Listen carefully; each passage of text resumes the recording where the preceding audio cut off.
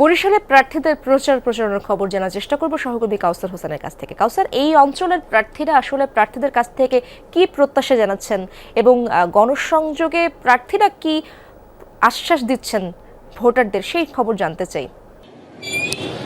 ইশরাত, এবারের নির্বাচনে বরিশাল জেলায় যে 6টি সংসদীয় আসন রয়েছে, 6টি সংসদীয় আসনের মধ্যে প্রায় 36 জন প্রার্থী বিভিন্ন দলের প্রতিদ্বন্দ্বিতা করছেন এবং যেভাবে পারছেন তারা প্রতিশ্রুতি দিচ্ছেন। যেহেতু আসলে এটি একটি নদীমাতৃক এলাকা এবং এখানে সবচেয়ে বড় সমস্যা যেটি যে নদী বেষ্টিত এলাকা হয়, নদী ভাঙন রয়েছে, পাশাপাশি সাধারণ মানুষের জীবনযাত্রাও অনেকটাই পিছিয়ে রয়েছে, রাস্তাঘাটের বেহাল দশা, যোগাযোগ ব্যবস্থার বেহাল দশা এবং যেসব প্রার্থীরা ভোটারদের কাছে যাচ্ছেন তারা কিন্তু সেই প্রতিশ্রুতিগুলোই দিচ্ছেন। বেশিরভাগ সময় তারা বলছেন যে 10 টাকায় চাল খাওয়ানো হবে, ফ্যামিলি কার্ড দেওয়া হবে, নদী ভাঙন প্রতিরোধে ব্যবস্থা নেওয়া হবে। অর্থাৎ সাধারণ মানুষের যে সমস্যাগুলো রয়েছে সেই সমস্যাগুলো সমাধানের প্রতিশ্রুতি দিচ্ছেন।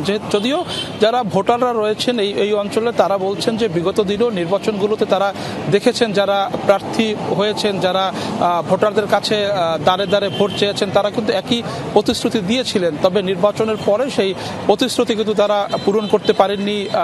5% বা 10% পর্যন্ত পূরণ করেছেন। তাই এবছর ভোটাররা বলছেন তারা যারা প্রার্থী হয়েছেন তাদেরকে ব্যক্তিগতভাবে ভালো, যারা এই অঞ্চলের সমস্যা সমাধান করতে পারবে তাদেরকেই বেছে নেওয়ার কথা বলছেন। অনেক ধন্যবাদ আপনাকে কাউসার।